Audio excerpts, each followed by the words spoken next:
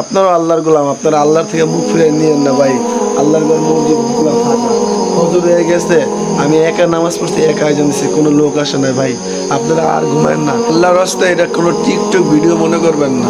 হজরে একা আয়োজন দিচ্ছি, একা নামাজ পড়ছি, একটা লোক আল্লাহর ঘর মসজিদে আসে নাই।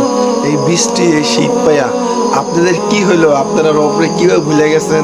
এই ক্ষণস্থায়ী 2, 4, 10 ঘন্টা ঘুমাইয়া চিরস্থায়ী জাহান্নামী কিনতেছেন। শুধু এটা এই মসজিদের হালত না, বাংলাদেশের বহুত মসজিদ আছে, একজন মুসলিও যায় না, রেশারেশি কইরা, কাজ্জা কইরা, ঝগড়া কইরা। ভাই, কাজ্জা আপনার আমার লগে থাকতে পারে, ব্যক্তিগত সমস্যা থাকতে পারে, কিন্তু আল্লাহর ঘর মসজিদের তো কোনো সমস্যা নাই। আপনারা কেন নামাজ পড়েন না? আপনারা জানেন, আপনারা না আসার কারণে পুরো মহল্লার উপরে কত আযাব চলবে। আল্লাহর ঘর মসজিদ ফাঁকা। এই সময় তরকারি বাজারগুলো যান, পুরো ভরপুর পাইবেন লোকজন। মাছের বাজার যান, পাইবেন।